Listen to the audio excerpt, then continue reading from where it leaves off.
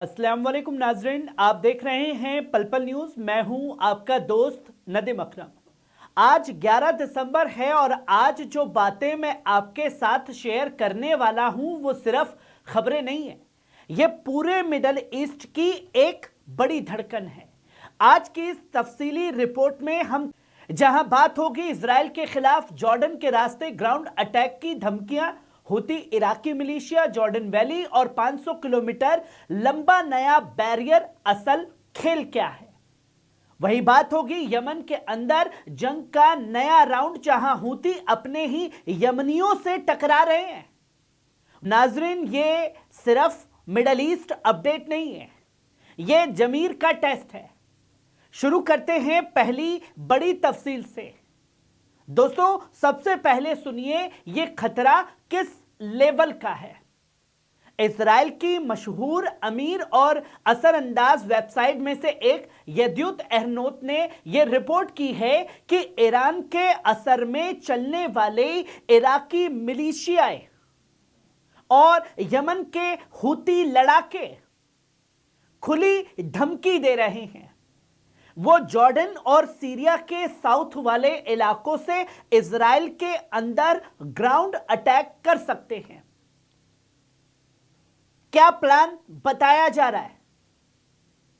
यद्युत एहरनोत की रिपोर्ट के मुताबिक ये ग्रुप्स दावा कर रहे हैं कि वो पिकअप ट्रकों और गाड़ियों के जरिए कुछ ही घंटों में इराक से जॉर्डन बॉर्डर तक या गोलान के इलाकों तक पहुंच सकते हैं। उसके बाद का प्लान यह है कि जॉर्डन की सिक्योरिटी फोर्सेस को डॉज करेंगे, उनसे हल्की फुल्की झड़पें हो सकती हैं और जॉर्डन नदी के पुलों जैसे कि एलएनबी ब्रिज और डिमाला ब्रिज के जरिए इजराइल के अंदर दाखिल हो सकते हैं। इजरायली कब्जे वाले इलाकों में ये दाखिल हो जाएंगे। अब जरा सोचिए, ये बातें हवा में तो नहीं उड़ रही, क्योंकि ये सब इजराइल और लेबनानी मीडिया में ऑन रिकॉर्ड चल रहा है, ट्रेस किए जा रहे हैं। जॉइंट वॉर रूम और यमनी मजदूर, हिजबुल्लाह के करीबी समझे जाने वाले लेबनानी अखबार अल अखबार के हवाले से यह खबर भी सामने आई कि बगदाद और जॉर्डन दोनों जगह एक जॉइंट वॉर रूम एक्टिव हो चुका है, जो इजराइल के खिलाफ बड़ा काम करने जा रहा है, जिसे रेजिस्टेंस मूवमेंट कोऑर्डिनेट कर रही है। रिपोर्ट में यह भी दावा किया गया है कि जॉर्डन में मौजूद करीब 8,000 यमनी वर्कर्स में से तकरीबन सैकड़ों लोगों के हूथी मूवमेंट से ताल्लुक है, जिसने खलबली मचा दी। और वही लोग किसी भी वक्त ट्रकों के जरिए हथियारों के साथ इजराइल में प्रवेश करने की पोजीशन में हैं। यानी मजदूर भी, फाइटर भी, दिखने में मजदूर, अंदर से रेजिस्टेंस नेटवर्क का हिस्सा। यह नैरेटिव पेश किया जा रहा है। इस पर इजराइल का जवाब है कि 500 किलोमीटर का नया बैरियर बनाएंगे। इन सारी धमकियों के बाद इजराइल ने क्या किया?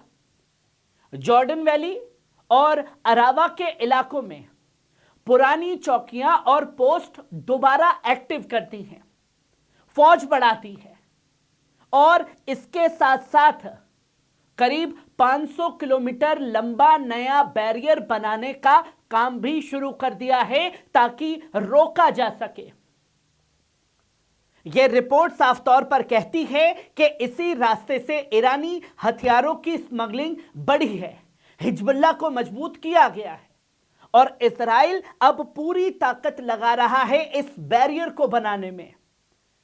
सिक्योरिटी टाइट कर रहा है, फौज बढ़ा रहा है, तमाम अधिकारियों को वहां तैनात कर रहा है और जमीन पर नया फैक्ट भी क्रिएट कर रहा है ताकि एक माहौल बनाया जा सके। अब यहां से आती है जर्नलिस्टिक एनालिसिस और यही वो जगह है जहां पल पल न्यूज बारीकियों से अलग खड़ा है। मैं आपके सामने 4 इम्कानात यानी कि 4 मुमकिन मकसद रखता हूं। अब खुद सोचिए कौन सबसे ज्यादा वजनदार है।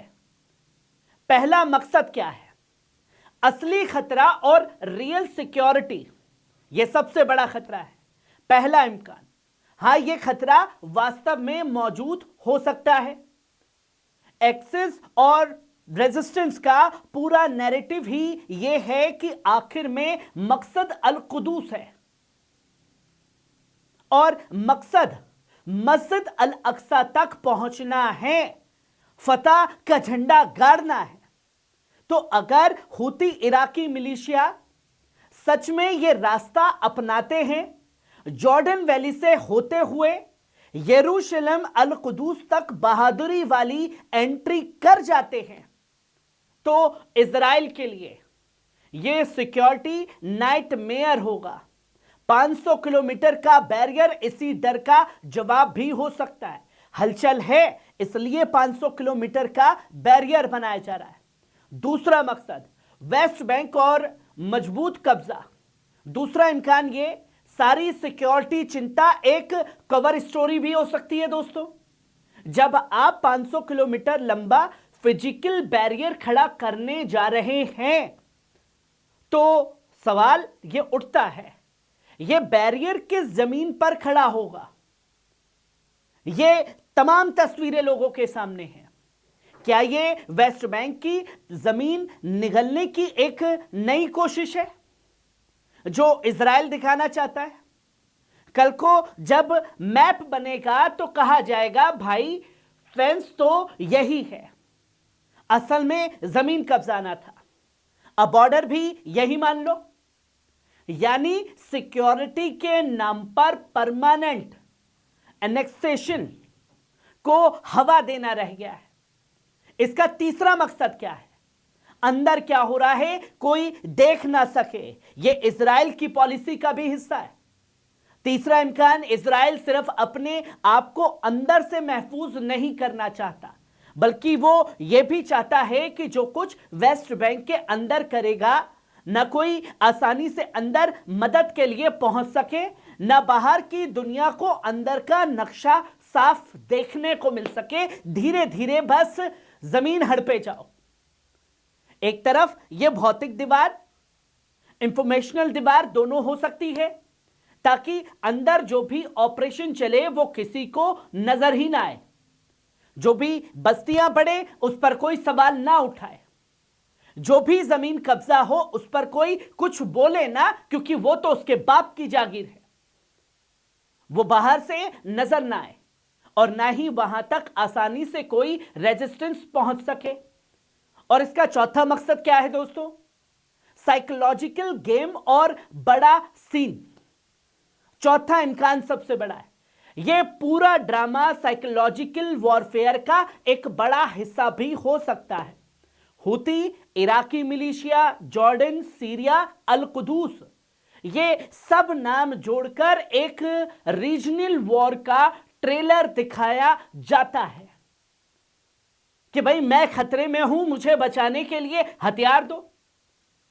और इजरायली सोसाइटी हमेशा फेयर मोड में रहे कि भाई देखिए नेतन्याहू अच्छा काम कर रहा है, हमें बचाने के लिए काम कर रहा है, और दुनिया के सामने कहा जा सके देखो हम तो जंग नहीं चाहते, पर मिलिशिया ने यह जंग हम पर थोपी, लेकिन चारों तरफ से हमें घेरा जा रहा है। इसी के साथ साथ धीरे धीरे नए बैरियर, नए पोस्ट, नया कंट्रोल, नया वॉर रूम बनाने की जद्दोजहद भी तेज हो रही है और नए ग्राउंड फैक्ट्स बनते चले जाए। ये तस्वीरें दुनिया के सामने हैं दोस्तों। अब जरा मिडल ईस्ट की फील्ड बदलते हैं।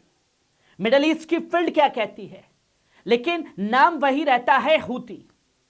यमन से यह बड़ी खबर आई, साउथ यमन के ताइज शहर के अल करीफात फ्रंट पर कल बेहद शदीद झड़पें हुई हैं हूतियों से। ये मिलिट्री फोर्सेस के मुकाबिल से हूती फोर्सेस ने साफ तौर पर ताइज एक्सिस पर अटैक किया, यानी कि यमन ही आपस में लड़ रहे हैं। और जवाब में यमनी आर्मी ने भी भरपूर फायरिंग की हूती लड़ाकों पर। और इसका नतीजा क्या निकला दोस्तों? 2 यमनी सिपाही शहीद हुए और साथ ही साथ कई हूती लड़ाके भी इस हमले में शहीद हुए, जिसकी खबर लोगों के सामने आई। और रिपोर्ट यह कहती है कि आर्मी ने आखिरकार हूती हमला रिपेल किया है और उसके बारे में जानकारी साझा की है, मगर दोनों तरफ अब भी हथियारबंद फोर्सेस आमने सामने खड़ी है, सेना और हूती लड़ाके, और फ्रंट किसी भी वक्त फिर से भड़क सकता है। और यहां अब सबसे बड़ा सवाल क्या खड़ा होता है दोस्तों, एक तरफ हूती अपने आप को कुदूस के लिए लड़ने वाली रेजिस्टेंस कहते हैं, दूसरी तरफ अपने ही यमनियों से जंग भी चल रही है जो जबरदस्ती हूतियों के ऊपर थोपी जा रही है ताकि हूती अपने में उलझे रहे। मिडल ईस्ट के मैदान में सिर्फ इजराइल हूती की नहीं बल्कि अरब बनाम यमनी मामला बन चुका है, लगातार सामने है। और जैसे ही सारे मिलिशियाओं को एक साथ एक्टिव होता हुआ इजराइल ने देखा है, तो इजराइल की तरफ से एक लंबी बैरियर बनाई जा रही है ताकि रेजिस्टेंस इजराइल के अंदर दाखिल ना हो सके। और रेजिस्टेंस की खुल करके धमकी है जिसमें तमाम तस्वीरें लोगों के सामने हैं और इजराइल का वो डर भी है। और जब इजराइल का डर है तो हूतियों को रोकने के लिए यमनियों को ही यमन के सामने कर दिया है। ये तस्वीरें किसी से छुपी हुई नहीं है। कैसी लगी खबर? कमेंट बॉक्स में आकर के अपनी राय जरूर दीजिएगा। शुक्रिया।